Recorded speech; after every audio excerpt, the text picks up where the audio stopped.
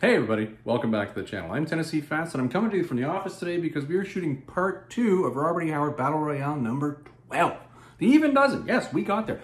Now, for those of you who missed part 1, I'm going to put a link to it here, okay? Now, I'm going to throw a spoiler alert on this one now. Now remember, you guys who watched part 1 are going to remember this. And for those of you who didn't, I'm telling you now, that was a long episode because in that we took the big book of Conan here and we were going through the Robert E. Howard epic, The Hour of the Dragon. Now, as I said in that last intro, this is not a small Robert E. Howard story. This is huge. It's massive. It literally took an hour for me to walk through just explaining what happened in the story. Yes, an hour. So for those of you who are, you're not cool with like long commitments in time of an hour, you probably don't want to click on that thing that I showed you. Just stop. For those of you who also don't want to know what happened in the story, don't click on that. Don't, just stop it. Stop it. You've been warned. Today is part 2. Today what we're going to do is go through this one. We're going to go through the Marvel adaptation of that story, which came out in mid to late 70s. Now, it's a good one, and I'll tell you that up front. I'm throwing a full spoiler here because this is detailed. When Marvel did this, they really put in the time. It took 4 issues of giant-sized Conan, and then because I guess it truncated out for some editorial reason, it fell into Savage Sword of Conan. I believe part 5 was in number 8 as a part story, and then part 6 was the entire issue 10 of Savage Sword of Conan. I think that's how I got that right. So we're going to go through a lot of books today. So today is not going to be the hour. It's not going to be an hour, so don't worry about that. But it is going to be some time, okay? So again, get yourself your comfort blankets. Make sure you got yourself a glass of juice. We're going to be in this one for a while. Now, without looking at me anymore, let's get into the books. And we are back. Now you guys remember, normally at this point in the video, this is where I usually do the YouTubing. The last one I cut it out because I said to myself, I think we're going to be talking for about an hour here. Let's not do the obligatory YouTube. But this time I think we got some time, so let's do that, shall we? Everybody, for those of you who enjoy Robert E. Howard content, and if you enjoy hearing somebody talk about Conan, Cull, Red Sonja, Solomon Kane, all that good stuff, by all means, I think you should be subscribing to the channel. If you enjoy this video, and you enjoy these Robert E. Howard Battle Royale series, by all means, give this video a thumbs up. Make a comment below. Feel free to tell your friends. Why not? Let's just grow this a little bit bigger, shall we? Yes, let's do that. Well, there's the obligatory YouTubing out of the way. Let's get into this. So I've shown you here the first 4 issues of the giant-sized Conan. Now, some of you, those of you out there who know your giant-sized Conan fairly well, maybe say to me, well, hold on there, Tennessee Fats. There were 5 issues of giant-sized Conan. And you know what? You're absolutely right. There are 5 issues of giant-sized Conan.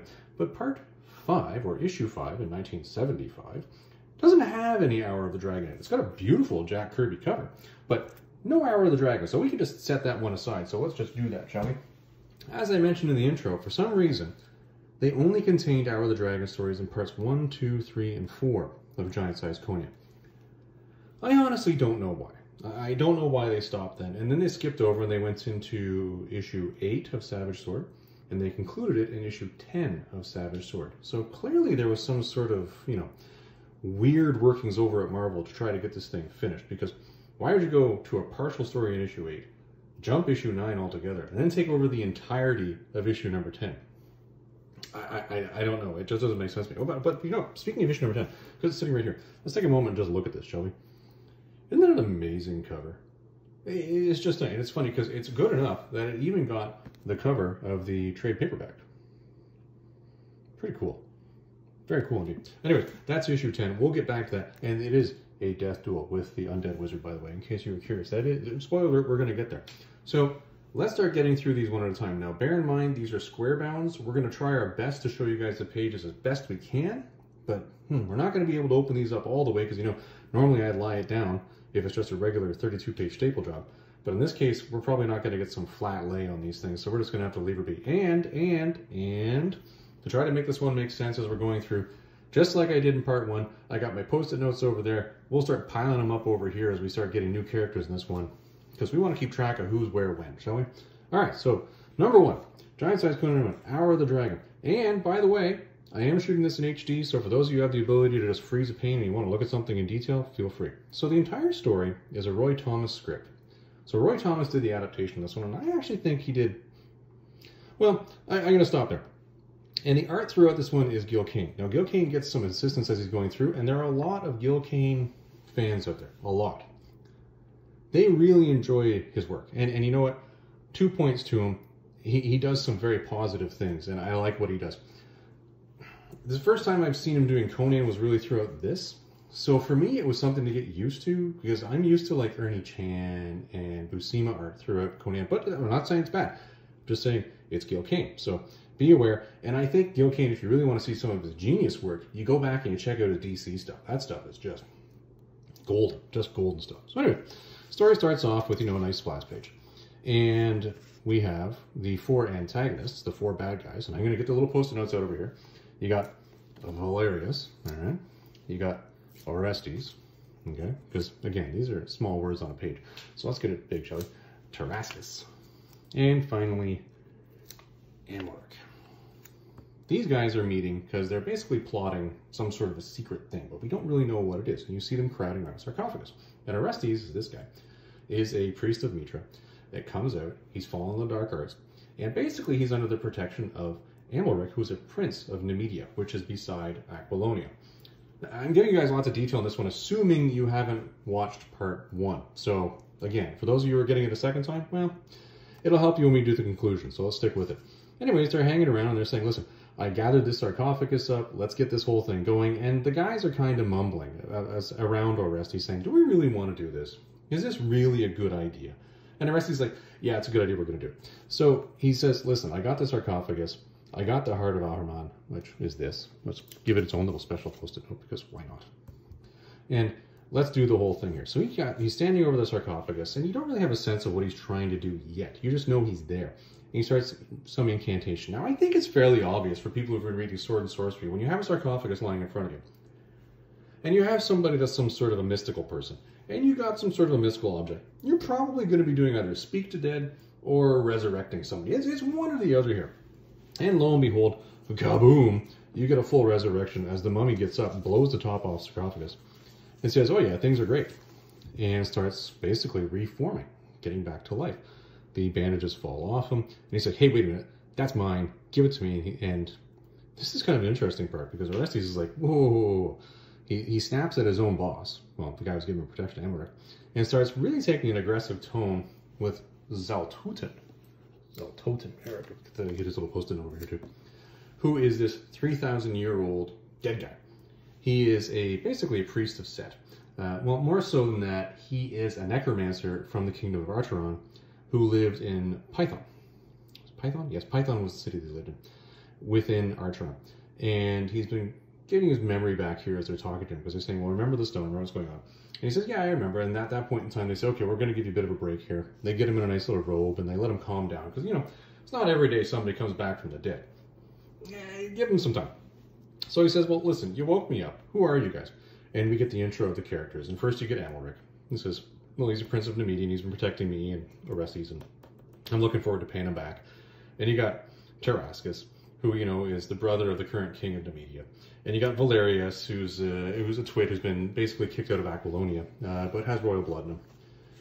And he starts telling him about, you know, and here's the stone, and here's how I got it, and, you know, it's been 3,000 years since you died, and, you know, maybe you can, like, tell us a little bit about yourself, almost like a job interview. And he's like, oh, yeah, you know, I used to kill people all the time, and I was a necromancer, and, you know, good times. Then barbarians came and overran the place, and they took away my Heart of Ahriman, and then I went to, you know, Stygia, and I was poisoned by jealous priests, and they're like, yeah, it's terrible shit. I really am sorry that happened to you. It's like, you know, that's too bad. But by the way, here's a map of what the world looks like, and here's the current map, and he's kind of scowling at it. And this is an important point here, that Orestes notices that there's darkness in his eyes when he's looking at the map. And at this point in time, he asks the hard question of, well, okay, you don't bring somebody back from the dead for nothing. What do you all want? And they're like, oh yeah, so now they'll lay it all out here. And they're like, okay, well listen, you're going to help Tarascus take over Nemedia, and then once that's done, we're going to go and we're going to take over Aquilonia, and the civilized world will be ours. And this is kind of interesting, because Zaltoten, in his infinite wisdom, says like, well, hold on, you guys are, you know, some fairly powerful dudes. You brought me back from the dead. Why do you need me? Like, what, why, who, why? And they're like, oh yeah, here's why. Yeah, there's this guy that nobody can really kill. He seems to be unkillable. And his name's King Conan, and he throws off some mystical crap. And, you know, Zaltoten sort of makes the comment, he's like, oh, I see the dark arts aren't completely dead, because Orestes is actually using them here. Conjure up this image of Conan. And they're like, oh yeah, I see him. Yeah, it's a bit of an issue. Yeah, I remember his ancestors from 3,000 years ago. They're assholes. Yeah, kind of a funny comment. Yeah. Again, I'm paraphrasing, but that is literally what he says. He says, okay, leave it with me, and we'll come up with a plan. So we go forward. Well, just like he had predicted, or it was alluded to, they decide to make a plague which comes up from the south and kills off the existing royal family, which is the king and his sons. And at that point in time, there's all sorts of rumors running around that, hey, the king and the sons were, they were really bad people. They were sinning, and they're doing all sorts of stuff against our gods. And that's why this is a wave that comes upon them. And it is a dark wave from the south that is this plague. And that's why they die. And the rumor starts going out, well, Tarascus wouldn't do this, and he's a good guy, and he's going to save everything. And magically, when these guys are dead, the plague stops. And Tarascus puts himself out there and says, you know what, I should be the king. Everyone's like, yeah, let's make him the king. And then he immediately jumps into, and since I'm the rightful king here, you know who shouldn't be the king? The guy who killed that king in the kingdom next door. Let's go kill him and put my friend Valerius on the throne there, because he should really be the king of Aquilonia. And off they go to war. And there's a comment through the dialogue here that it's sort of like they come in like a whirlwind, and they really catch Aquilonia off guard, because suddenly they just attack. No formal declaration, they just storm in. Full storm of Norman in. So you cut scene. Conan is now waiting for the big battle. He's looking down on them, because Conan's not going to take that kind of crap. And he's rallying up his troops, and he's thinking, boy, this is going to be a big battle.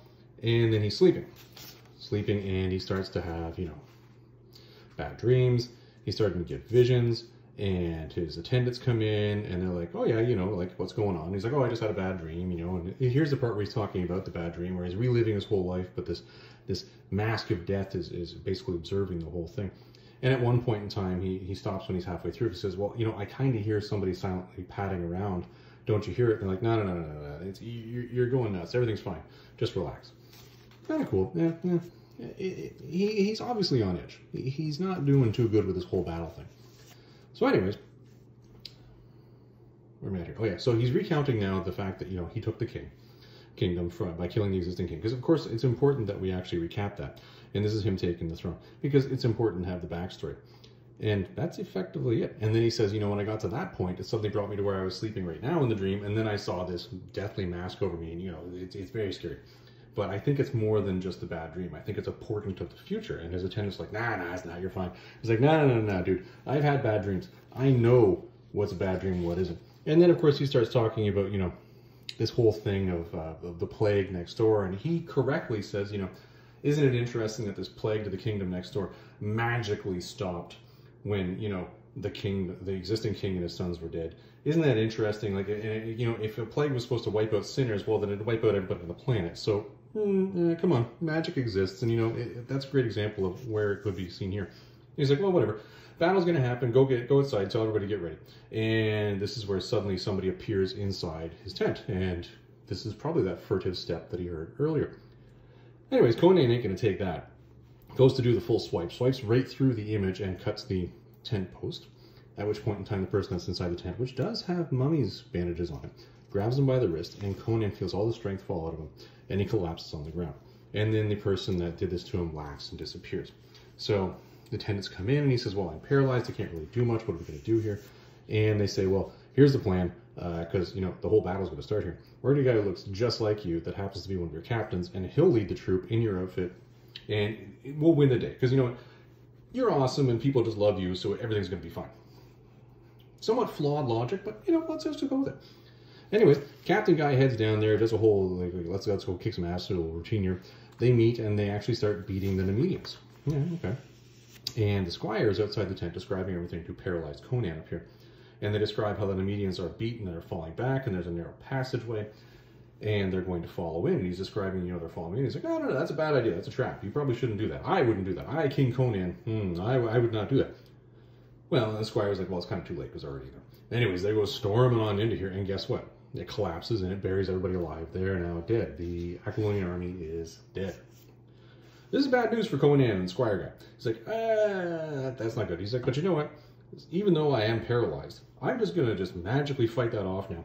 And I'm going to go and face death on my own 2 feet. So the Nemedians are storming into the royal palisade, effectively, not believing Conan's there because they think he's just been buried alive. And Conan comes storming out with his sword. and greets basically Tarascus. And who was with him? I think his what was the name of his squire? I can't remember. His secondary character. We're going to ignore it here. Anyways, meets with Tarascus. Tarascus is like, oh, you're still alive. That's cool. Well, we'll just kill you. And he's like, no, I'm going to kill you. He throws a sword and kills the guy beside him, and then goes to actually slice up the rest. And this is where Saltosin appears and says, no. That's a waste of everybody's effort. I'm going to take this guy alive. Throws a crystal ball at him and basically knocks him out. And then says, yeah, and when I'm done with him, he'll actually wish for death. And that's basically the end of that story. So there you go. Part 1. Done. Now, what is also cool in here, and they threw it in the back here, is they give this wonderful little map of the Age of Acheron. Now, this is interesting because he's in Python, or that Pythos or Python is the city that he was basically the wizard king of. And it's nowhere here. I don't see it anywhere. So they didn't identify that on the map. I don't know why. Kemi, the current, I believe this is the religious capital of Stygia in the Age of Conan, is still there. And here's an interesting one. Cuth Chemes. Now, for those of you who have read a lot of Conan, you know what Cuth Chemes is. It's really cool that they took the time. I honestly, 2 points to Marvel for this one, to actually identify that. That right there, that's foreshadowing, everybody. That's, well, foreshadowing for a different story. But I guess chronologically that in Conan's past. But yeah, moot point. Very cool that it's in there. All right, on to issue number 2. Okay, issue 2. We've got Conan waking up, and he's in the capital of Numidia. And he's bound, and he's doing the whole recount thing, because you got to do that in a comic. You got to recount what happened previously for the people that didn't buy it. And they add a little nuance here where when Saltosin was taking Conan back and taking the body back, that when he was looking at Tarascus' servants that were there, one of them turned around and he made eye contact with them and instantly decided, you know what, I'm going to turn your belt into a poisonous snake and kill you. And I think it was his intent, it's definitely alluded to in here, that he was also going to go and kill Tarascus' other attendant. But Tarascus just jumps in, whoa, pump the brakes, it's all good, we can trust this guy, it's good, calm down. And apparently that worked, because Saltosin then just took Conan's body, threw it in the back of his little chariot there, and rode off. Okay, fine. So that explains why Conan wakes up here. Conan wakes up, and there's Saltosin, and he's like, yeah, here's who I am, and you know what, I'm a dead guy, and you know what, I come from Acheron. And Conan kind of makes a flippant comment, but he's like, dude, I've killed people from Acheron before. You got nothing. We kind of neat, and I appreciated that. And he says, well, I want you to work for me. And Conan's like, yeah, that's not going to happen. And see, I want you'll make a fine vassal and never dog, that whole thing, and then we shall see. And then, you know, he says, and Conan's like, my people are going to rise up. And he's like, no, check this out. This actually happened yesterday. Your people, just as soon as they realized you were dead, just faded away into nothingness. In fact, your own guy, Prospero, rode back with his knights to your capital, and just as the Numidians were coming in, they just wandered on out. And Conan's like, really? Really? You sure about that? You sure that's actually happening? I'm not quite believing this. He's like, yeah, whatever, I don't care what you believe. Anyways, listen, you're going to be my vassal. And Conan's like, no, I'm not going to do that. And once again, the globe is thrown at Conan. Conan gets, you know, knocked out. Of course, he's actually being carried by a couple of attendants. And he's carried off into a cell. Go to the cell. They're carried off into the dungeons. And they kind of make fun of him. And the guys who are making fun of him are getting a little flippant. And one of them gets a little close. So Conan kills him. Yeah, that's just what he does. And the other three just, you know, okay, well, we'll just pick up his body and get out of here because, you know what, we don't want to die too. And there's no sense in it. Then they leave Conan alone. And there's a discussion about how Conan is in this dark dungeon. And he's looking at all the bones around him and noticing that they've been split down the middle. And that's typically something you do to harvest marrow. And he's thinking, geez, I hope I don't have to harvest marrow to survive down here. At the same time, he's also looking at the little dim bit of light that's coming in and saying, this must be something just to piss people off. Because why would you even need to know how much time has passed? He's like, there's definitely something here. Anyways, while he's in there, he hears and sees something in the shadows on the other side of a second door that is on the other side of his cell, muffling around in the dark. And he hears their footsteps, and he hears somebody messing with the lock. And he thinks, well, it must just be the jailer over there making sure the lock works. He's like, yeah, whatever. And then on the first door, the one that he was brought in through, suddenly this woman appears and throws him a key. And he's like, yeah, this is just another of those traps. When I touch this, you know, I'm going to hear laughter. This isn't my first time dealing with, you know, somebody from Acheron. I'm not falling for this. And he's like, no, it's all good. He's like, and she's like, listen, my name's Zenobia, and you know what? I'm one of his concubines. but I live in the Seraglio, he's never touched me. But you know, I've always been fascinated with you. You came to visit the previous king and his kids, and you know what, I fell in love with you on the spot. See, I love you. Yeah, and he's like, yeah, yeah. You know, when you're basically the Hibernian version of Rico Suave, I'm pretty sure when women tell you they love you, you probably spend most of your time going, yeah. Anyways, she, you know, kisses him on the hand and says, you know, listen, here's the keys to the door on the other side, or to the door, to your chains, and to get out of there. I don't have the key for this door because the guy who killed was the one who carried this key, and the guys that I got drunk didn't have it on them. So, you know, can't really help you with that. But go that way. And by the way, here's a dagger because you might need it because, you know, you never know. I don't know what's out there, but go that way and I'll meet you at the other end of that tunnel where your key will work. And then we'll get on a horse and we'll ride on out of here and everything will be fine. And he's like, I don't know if I trust this. I'm going with him on this one. I don't know if I would trust that either. Anyways, looks at the dagger, says, yeah, sure, why not? Heads on out, and he sees, okay, and then the weird catacombs, just gonna follow this, and he sees other cells that are full of bones, bleached white bones, and he sees the stairs leading up. Then he hears a noise, and he hears the noise is basically something has gone out and has entered into the cell that he just came out of. See the shadow there? And then he hears something rustling around there, and then he hears it coming back out. And in the darkness, he sees, oh crap, it's one of those man-eating apes from the Sea of Fayette, where he's had a lot of experience in the past. He's killed a bunch of these things. We have had some good times killing these crazy monkey things in the past. So he's like, yeah, all I got is a dagger. This could go well, this could go really badly. Basically, I know he's going to charge me. When he does, I'm going to have to stab him in the chest, and we'll call it a day. And boom, he does. Sinks it right in deep in the chest, and the thing drops dead. There's a discussion of, you know, the death throes of it, and how any other person that had to suffer the death throes of this ape would have been ripped asunder, but Conan survives it because he's Conan. Hooray! And he makes his way out, and lo and behold, there is Zenobia. That is our intro to Zenobia, for those of you who are curious. And he's like, oh my goodness, you're hurting, you're bleeding. And he's like, yeah, it's fine. Don't worry about it. He's like, let's get out of here. And she's like, okay, well, no problem. I'll lead you on out of here. But, you know, things aren't that safe, and we'll have to go out, you know, sneakily. You wait here. I'm going to make sure the coast is clear. And, of course, Conan being himself, hiding behind some curtains. You know, Conan's never just going to hang out and hide behind some curtains because he's still looking at her going, I'm not entirely sure about you, lady. And he hears some voices. He's like, wait a minute. One of those is that Tarrasca's ass. Yeah, I got a dagger. Let's go make some justice here. Instant justice for young Conan. So he goes wandering off to solve this problem with the Tarrasca's thing. And while he's there, he hears Tarrasca's talking about how he stole this jewel from Zaltutin and how he's paying somebody to go now and take it and throw it into the ocean. And he never wants to see it again because, you know what, this is Zaltutin's thing. And, you know, if we take it and throw it away, he won't be able to manipulate us in the future. And let's go with that. Conan waits for that whole dialogue to leave because all he's got is a little dagger, right? And he says, yeah, it's about this big, about 4 inches. That's basically all he's got. And he's saying, you know what, I'll just wait to take on one person at a time here. Dives at him in the dark and hurts him, and then he starts yelling for the guards. Because he tripped on the curtains here when he was making the dive to stab him. Curtains are invariably the thing that get in the way. You got to be careful of curtains when you're diving out to kill people, because, you know, it always happens. Like, even in Shakespearean literature, you always see curtains being the issue. People are always stabbed behind the curtains. Curtains aren't safe. This is not... Word to the wise. For anybody who's doing this kind of crap, don't hang out around curtains. They're a problem. Anyways, the guards are raised. Everybody's yelling. Zenobia comes back and says, what the fridge? And he's like, well, you know, I may have done a thing. And she's like, well, we're screwed now, so we're going to go out this way because it's the only way we can get out of here. And he says, well, there's the kiss there. Because, you know, they're talking. And she's like, well, I'll come back for you someday. I appreciate the fact that you're letting me go on my own and trusting me and that you helped me out this far. And we got to bend some gold bars and get out of here. And he does. Bends the bars. Gets the hell out of there. Says, I'm going to come back for you one day. She's all happy with that. He runs off, and he knows that he has to go to this well, effectively, where the horse is going to be waiting for him. He knows where this well is because he visited the place earlier.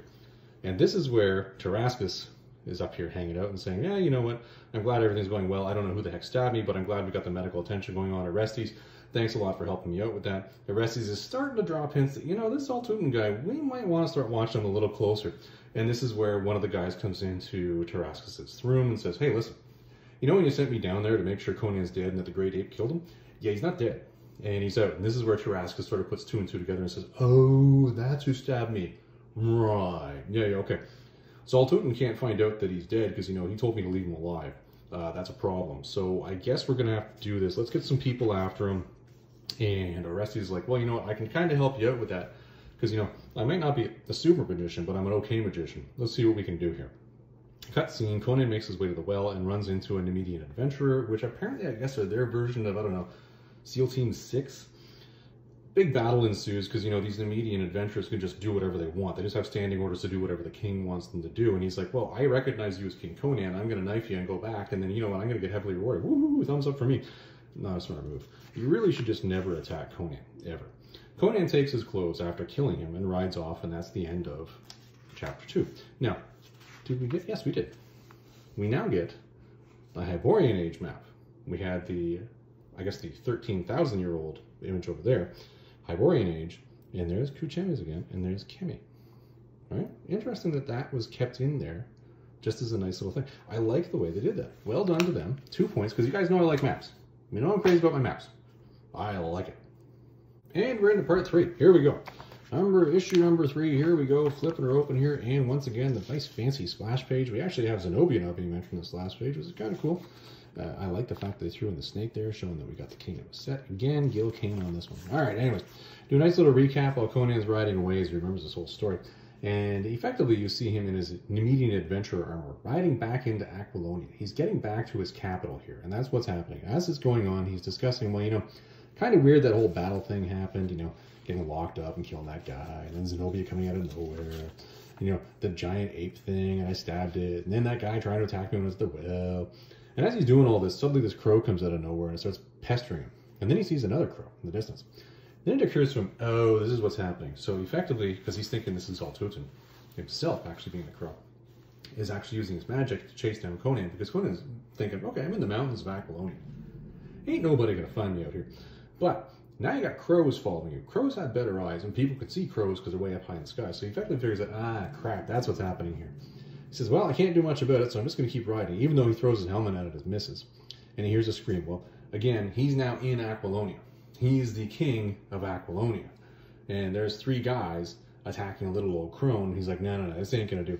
And they're Nemedian warriors, effectively. He's like, yeah, these are, no, this is looting and pillaging in my kingdom. Not on my watch. Goes riding in all storm and armor and says, I'm going to start slicing you guys up. Doing fairly well with it until one of them actually bonks him on the back of the head. And then a wolf comes in and rips that guy's throat out before it can do anything to actually hurt him. The wolf goes to basically bark at him. And she says, no, wolf, you just calm on down here. That's the king. You just leave him be. And then she says, oh, so I see you've got some sort of a crazy crow thing chasing you. I'll take care of that. And Hawk comes out of nowhere and kills the crow. Kind of cool. And this is where we have the introduction of... Ooh, give me that post-it. Come on, you. Zalata. Hold on, move it over. Zalata. There we go. She is a witch that lives basically in Aquilonia. And she's okay with Conan. She's happy with Conan. She likes the whole idea of Conan. So she's going to help out Conan. Says, let's go back to my place and you can get some rest and nobody's going to be able to chase you there. Everything will be fine. And here's some images, you know, and basically verifying what Zaltoten showed him. And he's like, oh crap, everybody, that's bad. That's bad stuff. You know, and then you get the whole sense of the explanation of Amalric is involved in this, and Conan's thinking, oh, you know, I kind of thought that he was the brains behind this, but now he's starting to sense that Zaltoten is the brains behind this. Maybe it was Amalric and the rest is at the beginning, but it looks like the whole thing's been twisted. It's like, oh, I'm starting to piece this together here because, you know, not only is he's the Hyborian Age's Rico Suave, but he's also their Columbo. So he's starting to put this stuff together, and she's like, listen, you need to get a rest and get yourself ready to ride back into town because you need your sleep. So go sleep. Boom. He's up. And he starts having dreams, and he's dreaming about, you know, Python. And he's starting to see images of what were Acheron, which is interesting because he's never seen Acheron before. But he knows, anecdotally, it is just because of the size of it. Wakes up, and the wolf was looking at him, and it's covered in blood. He's like, yeah, that's kind of scary. And she's like, no. The wolf went out and did some hunting. Nobody's going to be chasing you now. So that tells you that the people who were chasing him, that Tarrasca sent after him when he found out he was still alive, are now dead. So that's taken care of. The pressure is off. And she says, but you need to find the heart of your kingdom and get out of here. And he's like, all right, I'm going to go take care of that.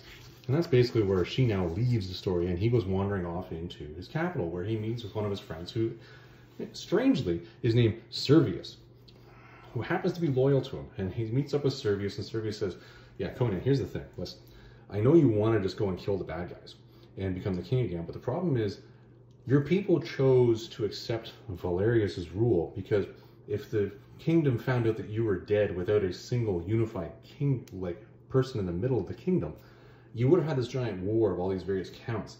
And people didn't want the anarchy. They were willing to accept this idiot as opposed to going for anarchy. So maybe just killing him isn't going to do the job. There's obviously something larger at hand here. And Conan's like, I just don't believe this. Are you really sure about this? And he's like, yeah, this is totally the case. And he's like, nah, I'm not entirely sure. Well, he's like, listen, I'm not happy with it, but you know, maybe you got something here, but you know, I'm not really listening to what you're saying. And at that point in time, also the subject comes up of one of the countesses that was loyal to him is about to be executed because, you know, she wasn't going to marry Valerius, and Valerius wanted to. And he's like, listen, she's just a good lady. I'm the king. I'm not going to tolerate that crap. I'm going to go break her out. And Conan, again, his servant is like, Servius. It's like, I don't think this is going to go well. I don't know if I entirely believe you. And Conan's like, listen, I don't want you to be any part of this. I'll take care of myself. Just give me a patch and a hood, and I'll be good to go. And a meal, by the way. And he goes wandering off. So he heads into town, and he's all in disguise. Because clearly he's in disguise. He's got an eye patch. I wouldn't recognize him. And lo and behold, he's recognized. Yeah, imagine that. And as soon as he recognizes that he was recognized. He's recognized, the recognition squared there, you see it? He's like, yeah, I'll run away. So he runs off and he goes to this iron tower thing, which is going to have a secret passageway that only he knows as the king, because nobody even knows why it's there, because it's so old, and blah, blah, blah, blah, blah. Anyway, gets into it and basically makes his way over to the prison where the countess is being held that's going to be executed, and sees the executioner. And he's like, yeah, I'm just not going to take that. So, kabonk. Done with that guy. Takes his place, takes his robes, and there's the countess about to be executed. Her head's about... It's kind of strange. I don't really know that this is an efficient way to kill somebody, because this wasn't even a case of them killing out of, I don't know, revenge or anger. This was just a convenience killing, because, you know, she wasn't willing to become one of the king's, you know, concubines or wife or whatever, and he just wanted her out of the way. And then they go to this extreme. I don't know, it seems a little off. Whatever. I don't know. It's the Hyborian age. I don't know. It's obviously a tougher time than I am. Anyways, he shows up, and the guys who are hanging around are mouthing off at him. And they're mouthing off because he's late. Because basically they're saying, you know, you're typically on time. What the hell? And he's like, don't you dogs recognize me? And she's all, oh boy, he's the king. Woo! Because, you know, she's in love with the king too. And he decides, I'm just going to kill everybody. And he does. And, of course, the alarm is raised. Because, you know, all that killing. And bad things are happening. And as he's making his way out, he runs into some Numidian troops. Because at first he has to fight his way through some, but then he ends up fighting through some Numidian troops outside. Whole battle breaks out. There's an alleyway. Conan's thinking, well, if I rush them, because it's still nighttime, right? So, you know, maybe I'm going to get this element of surprise. He gets through some of them, but things aren't going that well. And he's thinking, I might kind of be, you know, surrounded here. And suddenly these guys show up, and Robes is like, no, your majesty, come with me. We'll help you kill a couple of these, and let's get the hell out of here.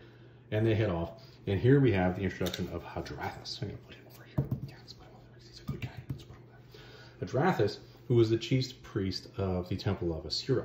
So as soon as they say this, the countess starts losing her poop, because obviously there's a whole bunch of bad PR being done by the Temple of Mitra, saying these guys are bad people.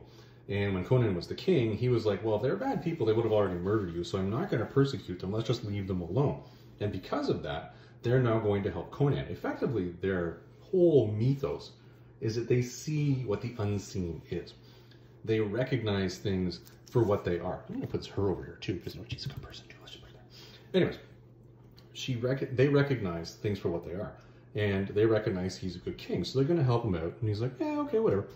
So they have a meal, you know, and he starts telling them this is what actually happened, and this is who this guy is. And, you know, when he said he's actually, you know, really, really old from Acheron, he is really, really old from Acheron. And Conan's like, I don't know. And he's like, yeah, check out this coin. This is a 3,000-year-old coin. And that's the guy's image. And Conan's like, well, that does look like him. You know, but anybody could really fake this. And like, no, trust me. There's this thing that's called the, you know, Heart of Ahriman.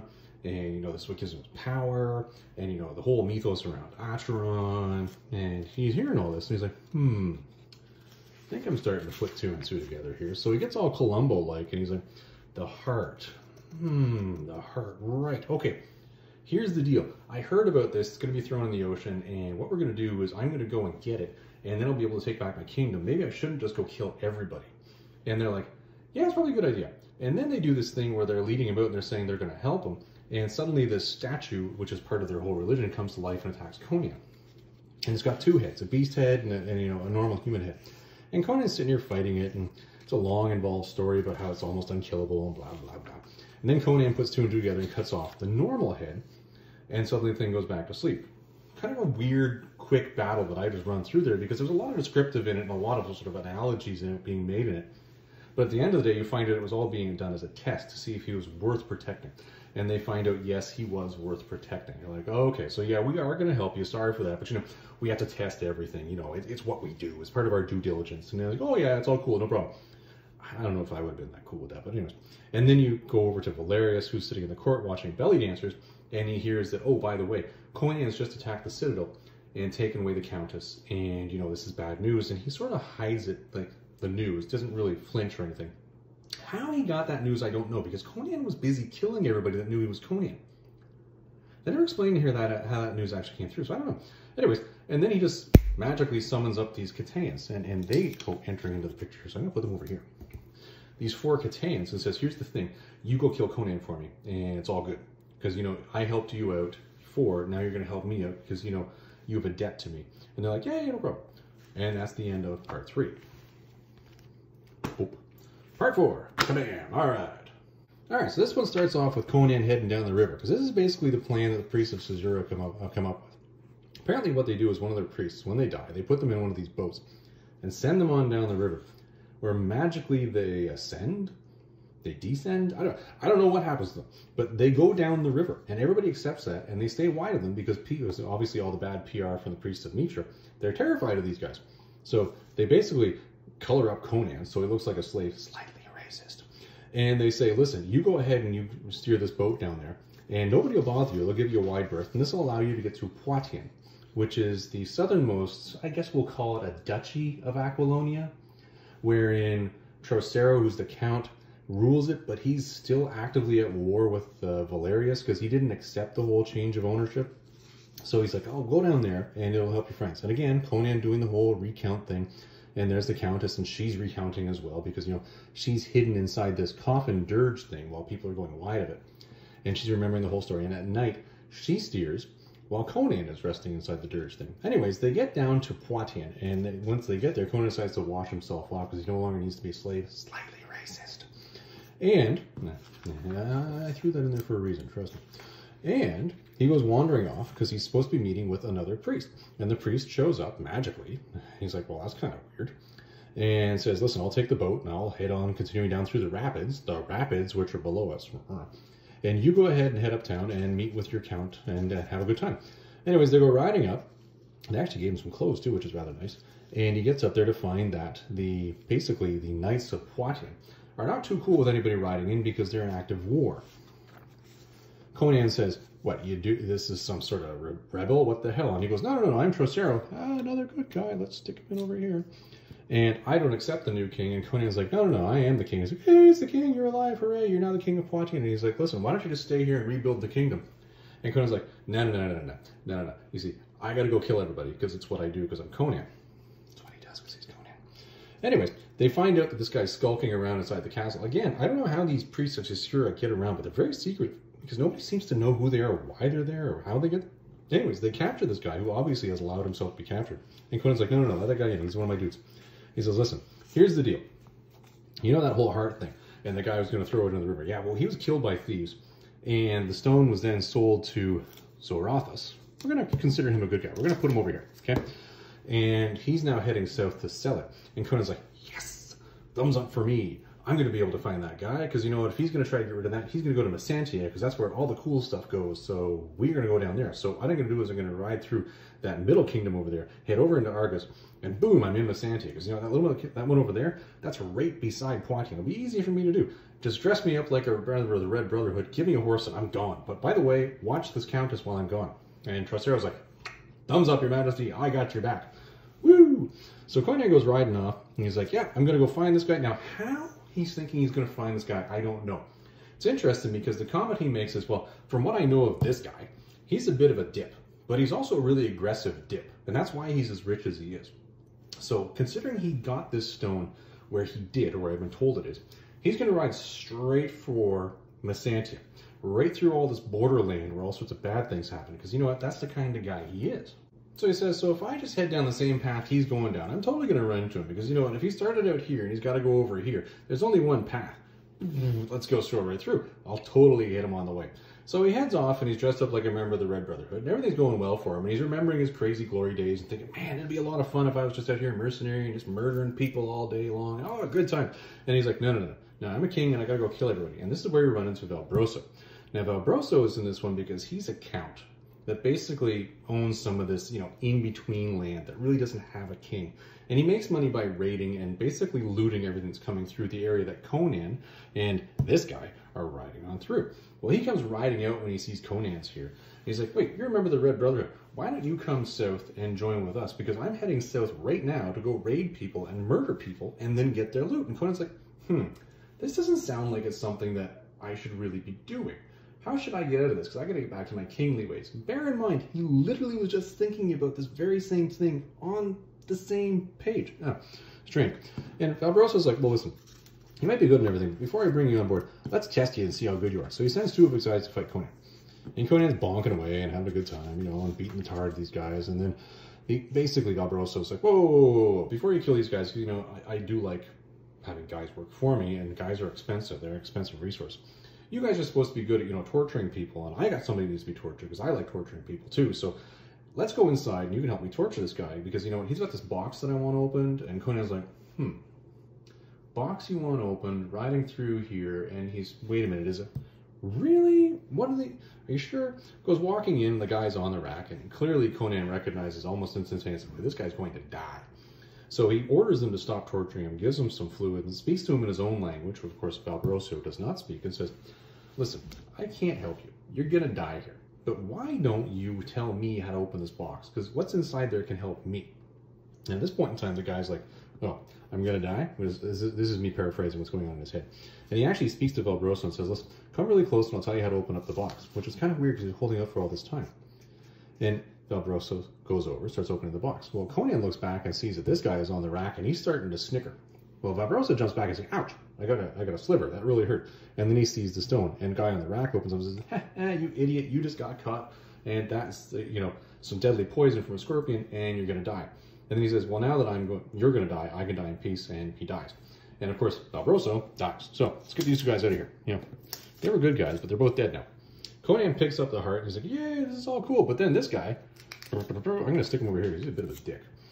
Beloso bonks him over the head with the actual iron chest and knocks him out. Now, Beloso was actually the second in command for Valbroso, so it's kind of interesting that he just comes out of nowhere, just bonk, and takes off with the stone.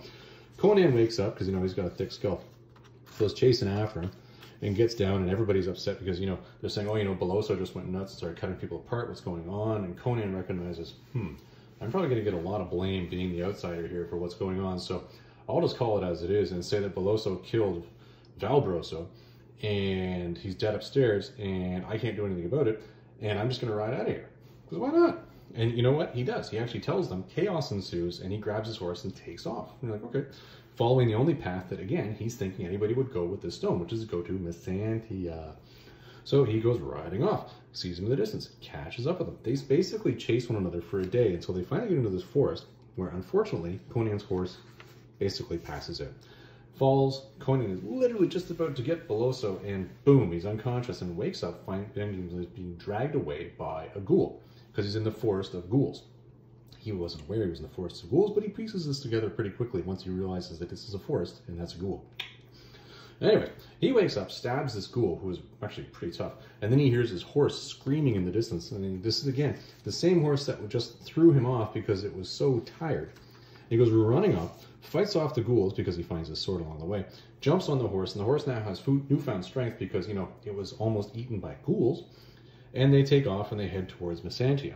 As they head into Messantia, Conan, because he knows his way around there, because this is where he used to sell all of his goods when he was Amra, goes to the house of Publio, who is his friend. He's like, hey, listen, I'm Amra, you owe me favors. And Publio's like, whoa, yeah, you are Amra, but I'm the only guy that knows you're Amra and also knows you're the king of Aquilonia, and I ever told everyone. And Conan's like, listen, the only reason you're rich is because I sold you all sorts of crap that you shouldn't have been buying, and you owe me. And he's like, okay, fine. I like how they actually got to that point just by upping the ante, but they did get there. And Conan says, here's the deal. I got a guy named Beloso who's here with a giant jewel that he's going to try to sell, and I need to find out where he is. And if anybody's going to sell this in town, it's going to be you. And by the way, why did I see a Stygian boat in the harbor? The Stygians are never here. And Publio's like, oh yeah, a Stygian boat came in, yesterday.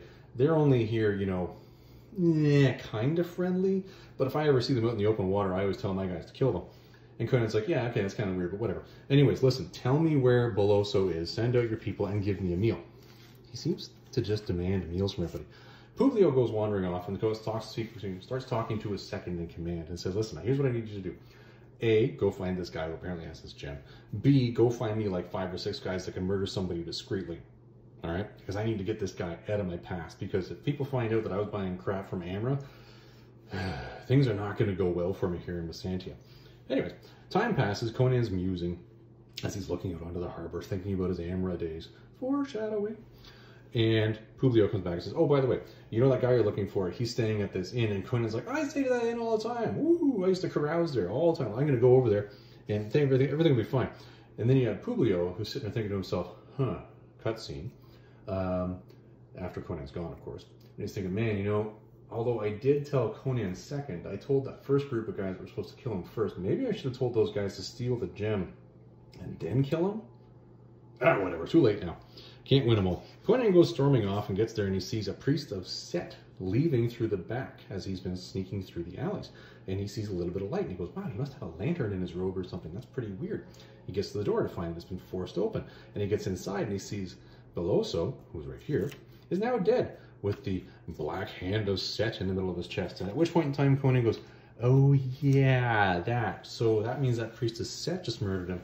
He's got the stone now, and I gotta go get that. This stone really gets around. Just as he's putting this all together, Publio's guys show up to murder him. Conan, not knowing that these are Publio's guys, but probably suspects they're Publio's guys, says, well, I'm just gonna fight my way through them because I don't got time to waste fighting 5 or 6 guys. I just gotta get to the shore and get to this boat that's out there, because you know that he's going straight to the boat, and then I gotta get out of here. Fights his way through them, makes his way down to see that it's taking off, just as he's tackled from behind by these guys, and he puts on a pretty good fight until he's knocked unconscious and bashed on the head several times. The guys say, well, let's take all of his crap, and then they hear some singing sailors coming over and like, no, we don't want to be caught here with, drunken sailors and a body. Let's get out of here. So they go back, and they're heading back to Publio's house. Publio, of course, is hanging out and waiting for news to come back that, Conan's dead. And suddenly, enter these guys, the Catayans, come wandering in and like, yeah, so here's the deal. What's going on? We're looking for Conan. We know he was here. And Publio's like, yeah, he was here, but then I sent him there, but now he's dead because, I had my guys kill him. And they're like, no, he's not dead. And just as they say this and the whole thing's going on, he actually calls for one of his second in command, one of his security guys to help him, and the Catayans kill him. And then they say, well, what do you want from me? And he's like, well, we're going to need a boat because I'm apparently going to have to follow Conan to the ends of the earth because he's no longer at the beach where you guys were told that he's dead. End of book 4. Okay, now this is where we get into book 5. Now, book 5, as I mentioned, is in Savage Sword of Conan, but it's in issue number 8. Now, what I found out when I was going through all of my giant collection is that I don't have number 8. I don't know why. I have number 10. And it's quite interesting because whoever painted this cover was very much aware of this particular issue right here, because we just saw the Countess in that very exact same position, just about to have her head cut off in that issue. Weird coinky-dink there. Anyways, just sort of things that make you go, right? So, since I don't have number 8, we're going to go to the big book of Conan here, the old graphic novel, and we're going to get to issue number 8. Get that out of the way. Now, this is, again, a micro story. It's literally just a chapter they stuck in issue number 8. And this is sort of one of those in-between chapters that kind of gets to where we're going to round out the story. In this one, again, we just left Conan unconscious on the beach. Conan now finds himself being woken up by having water dumped on his head, and he finds that he's basically been, well, he's been shanghaied, and he's now being let off on a boat that's heading south. And he finds out he is heading south. He looks down and he sees it's a whole bunch of slaves that are rowing away. This is an Argosian ship. That's the captain. And he says, oh, so we are going south. Great, listen, I have to go up to the Stygian boat, and perhaps have you sighted such a thing? And the captain just goes nuts on him and says, listen, I've given you too much of my time already, even though he really hasn't. And he's like, just get down there and start helping. And he's like, no, listen, you idiot, I'll buy your damn boat. What's the matter with you? And this guy's like, okay, listen, I don't need to take your crap from some guy that I randomly shanghaied who didn't even have clothes on him when we shanghaied him. And Conan's like, okay, listen, you come at me with that pig sticker, things are going to go south. Things do go south, because he does come after him with the pig sticker. Conan turns around and literally throws him down into the slave galley, where he knows in the slave galley are the very same people that worked for him when he was Amra. And he's like, oh, by the way, guys, down there, who am I? And they all recognize, holy crap, it's Amra. And this just leads to, and again, I'm just going to point right here because all this just leads to, it's a massacre, okay? Everybody dies. All the slaves get off the galley and they're all looking, going, great, we're going to work for Amra again. There he is with the big lion of Amra in the background, which I thought was just beautifully done. Nice, nice splash page here. I think it was really well done. And they say, well, what's going to happen now? And he says, well, listen, you rode for these guys as slaves. I want you to row for me as freemen again, as we're going to raid and just have a good time down here. But I do need to go south. And they're like, yeah, that sounds like a good time. Let's totally do that. So they head on south. As they're heading on south and everybody's working for them, the guys spot a boat, a very fast boat that's coming up behind them. And they're like, listen, can we turn around and raid this? And then he's like, well, it's tempting. It really is tempting. But the issue here is we got to go south. I ain't got time for raiding right now. And everybody sort of grumbles about it, like, oh, but we want to raid things. And he's like, listen, kids, shut up. You keep screwing around. I'm going to turn this boat around. I'm going to take it right back home. We are going south. I got to get down there and we're going to have a good time. And they're like, all right, fine. So they follow him as he heads on down there. The boat behind him, eventually they lose it because they are faster than it. And they get down to Kimay and he's thinking about it as he's looking at it as they're going past it. And he's like, well, really just being a foreigner showing up here will kill me. So this is bad. So what we're going to do is we're going to sneak on past it here at nighttime and get ourselves into a little swamp here where we can park that I know from back in my raiding days, because previously I burnt every boat in this harbor. Good times. And we're going to get ourselves a fisherman and we're going to use him as a way in. So he sends out two guys and says, listen, go get a fisherman, don't eat him. I don't know why he needed to say that. And bring him on back. So we bring the fisherman back and he asks him, he says, listen, did a boat come down from Argos recently? He says, oh yeah, that guy totally did. And you know what? And this is where we get the first mention of this guy's name. Thuthothmes. He actually went down there. And you know, he's not really that well liked by Thothemon. He doesn't really like Thothemon. And apparently he went up there because he's trying to get something that'll make him more powerful. And Conan knows exactly what we're talking about. And he's like, okay, listen, give me all your clothes. You guys hold this guy. Don't hurt him. And I'm going to go in here dressed as him. And if I'm not back in a day, all of you go south to your homes, call it a day, you're done. And give this guy back his life and his boat and let him go. Or a boat, more correctly, and let him go. Which is kind of nice for Conan to say. You know, letting the guys go and really just releasing them, it's a smart move. Now, it's kind of hard to visualize here, but we are going into chapter 6 now. Because it's all in the big book, we're just going to flop like this. Boom, we're there. Look, it's a nice Tron card that I used to hold the page. Cool, right? Anyways, this one is where things get a little more interesting. Because in here, you start to see, A, we're no longer using Gil Kane. We're using back to John Buscema. And B, we're going to wrap this whole thing up in one book. Yeah, all right, here we go.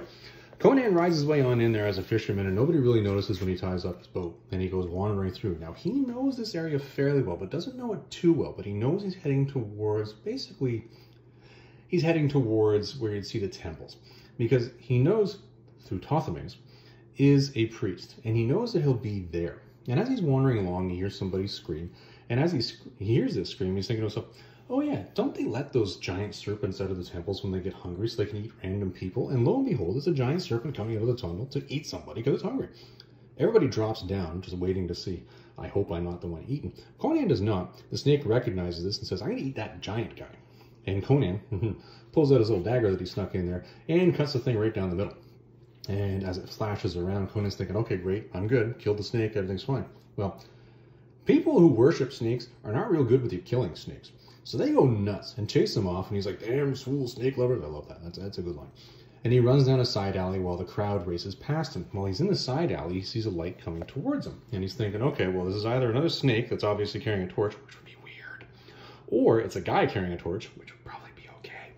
I wonder what he's going to do. And the guy opens a door and goes in. And Conan's like, that guy looked like he was a priest. I'm going to follow him. Follows him into one room, which is empty. And then goes into a second room, and again, it's empty. The guy's gone. He's like, this must be some sort of giant temple, because it looks like a pretty giant temple to me. Where he sees yet another giant snake sitting on top of a dais. Now, this one is drugged and unconscious. Conan knows this because he's heard that this is what the priests do so that they don't get eaten themselves. But he hears somebody coming, so he says, well, I'm going to hide behind some curtains. Once again, the curtain thing. We already had a conversation about curtains. Guy does not seem to be learning. Anyways, hiding behind the curtains, and this guy comes walking along with this crazy mask on with feathers on his head. And he's like, yeah, I'm going to do some sort of crazy ceremony and what have you. And Conan's watching this, but then he stops dead. He knows somebody's behind the curtain. How he knows, I don't and goes right over there, probably because he's a priest of Set. And Conan, not wasting any time, this time doesn't dive through the curtain, just stabs him through the curtain and pulls him through and takes his clothes, because he says, well, you know, that angry crowd was looking for a fisherman. They're not looking for a priest of Set. This is probably a better way to get along. And he just broadly goes, brazenly in fact, so walks out, goes to walk around the inside of the temple to find this Thothmes. As he's doing this, he runs into another group of these guys. And this is making a procession. Well, as this procession is going by, the last guy looks at him and makes a nod like he's supposed to follow. And at this point in time, Conan's like, well, I didn't want to follow you guys. I'm kind of busy. But how do you say that, number one? How do you intone that, number two? And how do you do all that without getting yourself caught? Yeah, he had to give up on that one. So he falls in line and follows, and the entire time cursing himself because he's like, damn, I'm an idiot. How did I get caught in this mess? And he finds that they're leading right into town. He's like, I just got all the way into town. Damn it. And as he's out there, they suddenly break into a run, but he hears one of them say, through Thothmes. Well, this actually might be working out for him. So they run well south of the town to this age-old pyramid that Conan is looking at going, well, I know this predates the Stygian society completely. And people are being allowed in one at a time because they're doing some sort of crazy hand signal with the guy at the door. And Conan fakes that he's doing up his sandal, because you know what? I guess oftentimes you have to redo up these sandals. I don't know, I've never worn them. And he does this whole hand thing, and of course he gets caught. Well, he doesn't get caught. It's very obvious that he's not giving the right hand signal, and the guy goes to attack him and says, accursed infidel, you know. And Conan turns around, you know, bashes his head against the wall, and then goes and hides the body, and then goes wandering in. But so much time has gone by now, Conan has no idea where they've gone. So he heads down an alleyway, and there's a right and a left, and he says to himself, well, what do I do here? He heads left. So take note of this one. In the future, at any given point in time, if you're running through basically a giant pyramid full of snake worshippers and you have a right and a left, never turn left. Real life lesson here. I hope you guys take lessons from this one. Anyways, as he's wandering along, somebody says, who are you? And he sees this beautiful woman who's standing here and is saying, well, I don't know who you are. You're clearly not a Stygian. You're a fighting man. You're clearly not a priest. And in fact, I don't even think you belong here. What's going on? And he goes and lunges at her and says, listen, you can't tell anybody I'm here. I'm here to get to Thothmes, and if you betray me, and she's like, why would I betray you? I have no love for that guy. Sure, I'll lead you right to him. And Conan's like, really? He's like, yeah, I'll take you right to him.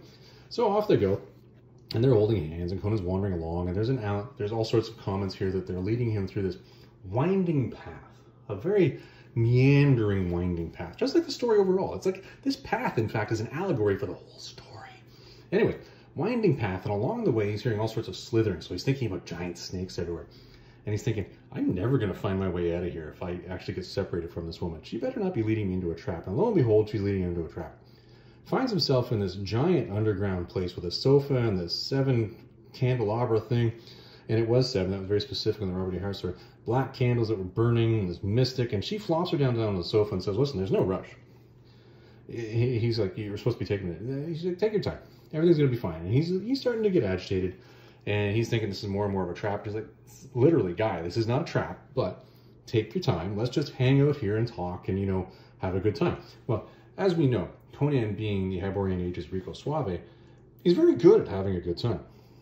He's probably just wondering, why would I be having a good time here?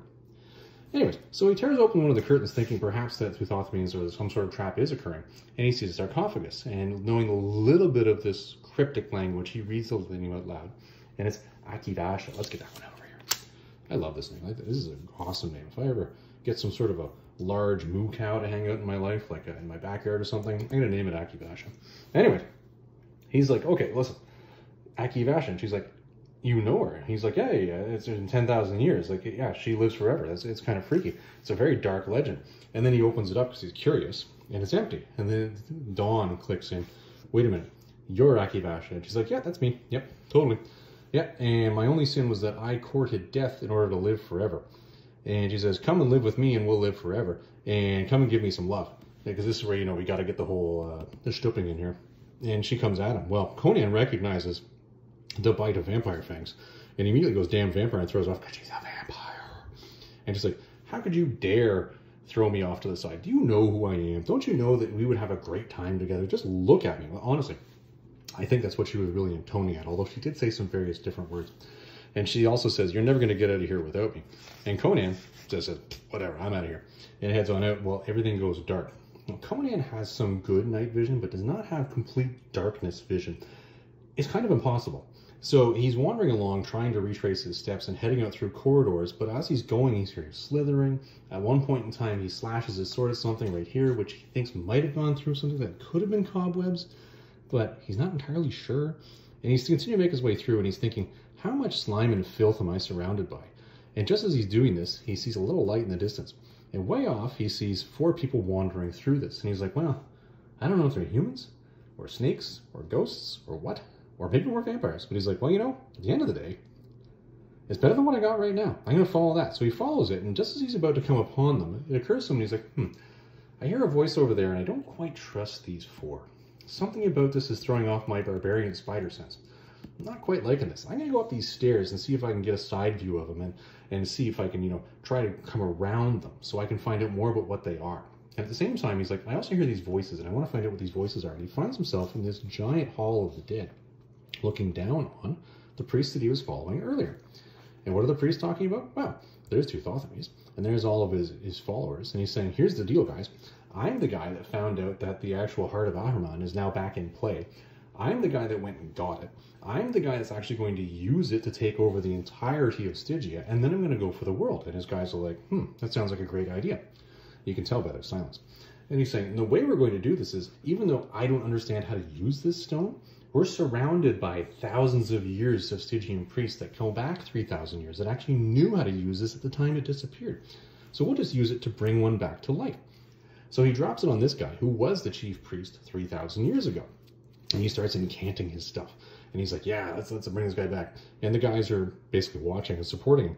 And suddenly, who comes walking in? The 4 Cataians come walking in. Those are the 4 guys who are walking around with the lanterns in the catacombs that Conan was following. They were following him. And they're like, oh, we follow Conan of Aquilonia. And they're like, he's not here. And they're like, no, he's in the temple. This is kind of funny, actually, because you got Teuthothemes, who's sitting here, not a big fan of Conan. And nobody in Stygia is a big fan of Conan, for that matter. And he's like, no, he's not here. And these guys are like, no, he's totally here. Like, I find that quite funny. I actually thought that was a rather humorous thing. Anyways, they say, oh, and since we're here, you're going to give us that heart, because even back in Cathay, we've heard of that, and we want it. And they're like, no, you come at us, and things are going to go bad. They're going to go south. And then the Battle Royale just blows out. These guys start going at one another. Conan, recognizing this is his opportunity, goes tearing on down there, because at the end of the day, after the whole battle's done, 3 of the 4 Cataians are done.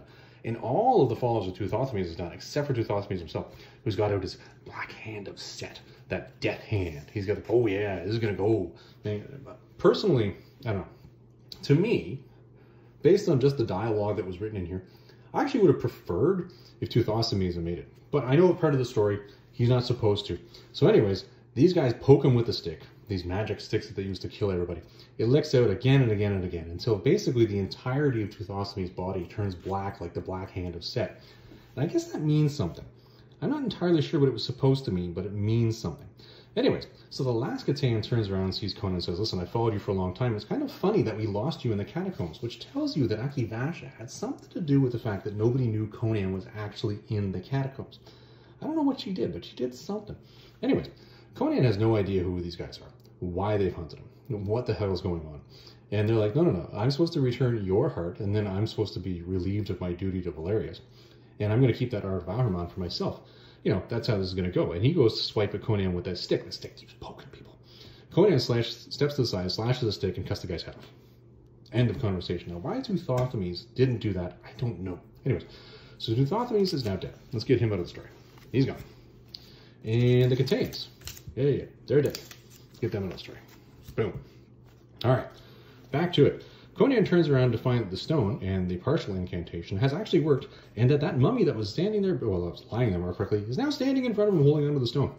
It goes over and gives Conan the stone. And of course, Conan at this point in time was thinking, is this thing going to kill me? But it gives him the stone. He's like, probably not going to kill me then. And he says, who are you? And he goes, this is me, I'm dead. And he's like, okay, well then I command you to lead me out of here, because you know what, you just gave me this stone thing, and I got the stone thing, so let's go. Well, it leads him out, and this was, I thought, really cool. As they're heading out, the light is shining off of this Heart of Ahriman, and it's showing all these horrible creatures that were down in these dungeons where Conan was wandering through previously, and there's Akivasha. All of them are just reeling and recoiling away from this thing, which really gives you a big sense of how powerful this is. Anyways, Conan gets out, The mummy basically points him off in the desert. Conan looks at it and he just bolts. He's like, I'm out of here. Runs dead out of there in a full heat, going on his way. Basically runs his way through the jungle. Cool CCR reference. Into the bush, finds his way down to the ship, sneaks onto the ship and says, boys, we are out of here. Let's go to Zingara. I got this fancy thing. Well, let's rock and roll. Okay, so now I'm going to take this out of here. Akibasha is basically out of the story. Yeah, these guys are all still in play, but Heart of Ahriman is now over on our side. So, with that said, time has now passed, and we have our guys hanging out and having a good time, and basically having a chat about everything that's gone on thus far. Okay? And Orestes is saying, guys, we got a problem. This is really bad, because he's not looking good. And he starts explaining to them, listen, guys, you're not getting it. This guy's been hanging out in the mountains with all the descendants of the original race of Atron. This is going to go badly. He's planning on actually remolding the Earth into what it was in his time period because he's so angry with how it looks now. And to do that, he's going to have a massive blood sacrifice. This is going to be epic. And on top of that, we need to steal the Heart of Ahriman. And Tarascus, who knows that it's gone, is like, And he's like, no, I got nothing to say. What would you do? And just as they're having this whole conversation, who appears but Zaltotin? Zaltotin's like, okay, clearly you've learned too much from me, Orestes. I think it's time to kill you now. And he does. So Orestes, out of the story. You're gone. And of course, a couple of his ghouls come in, carry the body away, and then he's like, okay, now, why have you all gathered here and what's going on? And like, well, listen, this whole thing about the whole area is up in uproar because they say Conan's still alive and he's come back to take the crown. And he's like, this is pretty bad, and he claims to be the king, and Zaltotin's listening to this whole thing, and he's like, okay, listen, I already know this. And he throws a scroll to them, and on the scroll it says, listen, I'm coming to get you, Zaltotin, I want my kingdom back, and signed, Conan. And they're all saying it's a forgery. So no, it's totally true, I checked it. He's alive.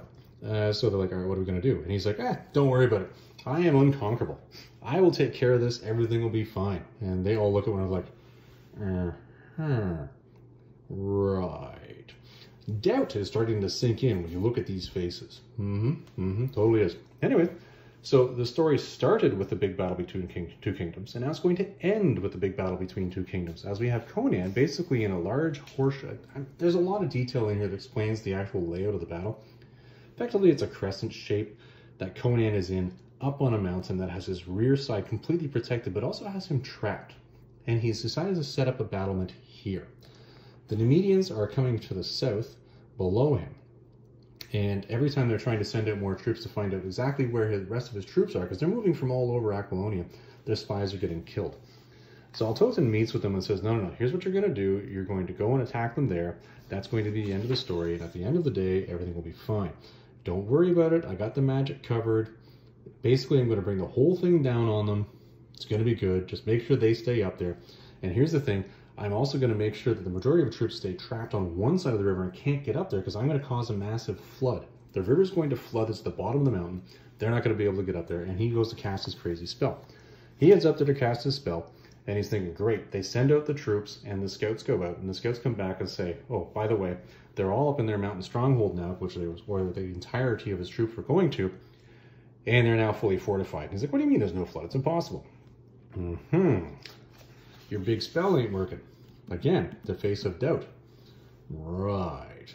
So anyways, they say, well, it's no problem. Listen, everything's going to be fine. You guys go ahead and cross the river at the same time. Just stay at the bottom of the hill. And what we'll do is I will bring the whole thing collapsing down, the entirety of the army now, because, why bother just doing a piece of it? So they're all encamped out at the bottom of the river now. Time has passed. And this guy comes out of nowhere and says, no.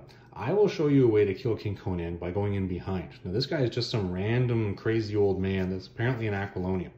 And he approached the actual Nemedians' camp. And they're like, listen, here's what I got. You show me how to do this. We'll get in there from behind, take, a bunch of your men, and Conan will fall. So Valerius, that guy, and 5,000 of his men go wandering in, and they follow this guy, and it gets really foggy. Now, the one thing that they've been saying along the way is, listen, if you try to screw me on this, I'm going to know, and I'm going to kill you instantly, because I have a great sense of direction. Well, with the fog, they've lost trace of the moon, the stars, the mountains. They have no idea, so they really don't know where they're going.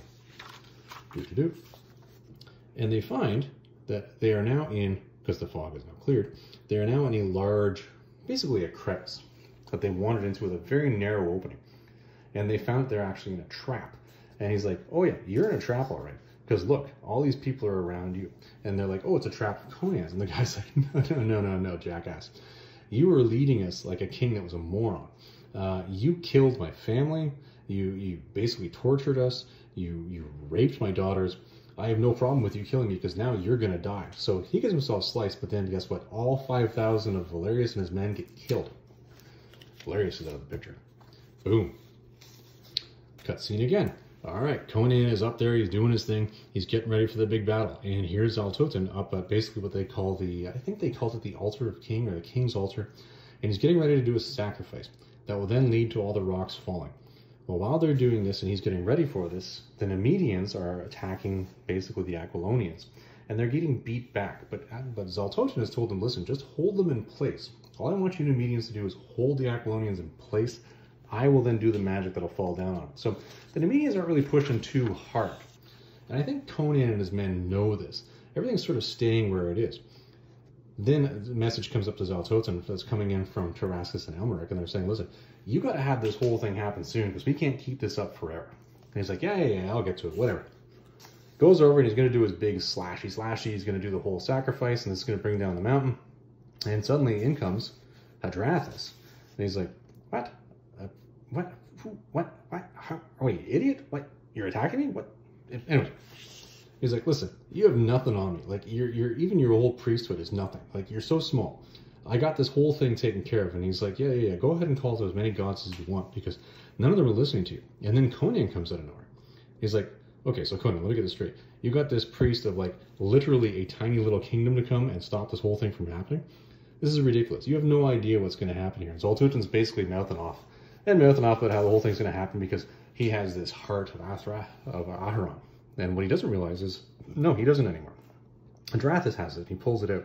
And he basically loses his poop and lunges at them at this point in time. Because this whole battle right now at the end is just a dialectic conversation. Conan turns around and stabs him as he's going by. And effectively, he drops. Now, I think he drops at this point in time. Because I don't think stabbing him would have normally worked. But I think the fact was that the heart of Ahriman was sitting in his hands. And that's why he dropped. Kind of weird, because then he turns back into this mummy, or this thing. And it's funny, because the priest of Hadrathus at this point in time says, yeah, to me, I never saw him as anything other than a walking rotten corpse. Weird. Anyways, Conan lets the girl go. The horse and chariot come along and grab the body and ride off to wherever. And effectively, the battle now happens, but it happens as normally because the heart of Ahriman is up here on the signal. And these guys were looking for a signal from Zaltotin that the whole thing was going to collapse. They're like, I don't think that's the signal we were looking for. Conan's men look at that and they just go charging on. It's a massive slaughter. Conan heads out there and literally kills Elmeric in the battle. He's gone. Zaltotin's now gone. And what's left is Tarascus. He finds Tarascus in the fight, basically beats him down to the ground, and he says, well, what would you have of me? And he's like, he explains the whole thing that, you're going to leave, you're going to pay reparations, you're going to release all my hostages, and you're going to stay in my custody until we have full reparations. And so what would you have of me? And again, at this point in time, and this is the same thing as we kind of saw in the Robert E. Howard work, which is kind of interesting. I'm alluding to this now, and I'm giving you guys the go-ahead now, that here we have Hadrathus come out of nowhere, and he's like, yeah, anyways, my work's done here. The heart's magic did the whole thing. I'll take care of it, and that's the end of it. And he just disappears. That's it. Weird, right? And then Conan gets reminded. He's like, oh, yeah, I'm supposed to tell you what you wanted. Okay, listen, there's a girl in your kingdom's name's Zenobia. He's like, yeah, he's in my sorority. He's like, yeah, very well. She's a slave in your kingdom. Bring her here, and I'm going to make her a queen. And that is where the final chapter, book 6, ends off. Whew, I gotta tell you guys, that was a lot of talking, and that was a lot of material, but that is the entire Marvel story from beginning to end. It's interesting because it starts off in the color editions over here, and then it ends off in the black and white. Now, I know some of you are going to say, hold on, Tennessee fans, there is a reprint of this where the whole thing's in color. I don't have it yet. I will have it, but for now, because I wanted to get this to you, we're going to use the black and white versions at the back of this. Everyone, that's the entirety of the story. No more editorial commentary from me. We're going to wrap this one up, and we'll get ready for the big editorial that's going to happen in part 3 of our Battle Royale number 12. Okay, let's finish this one up.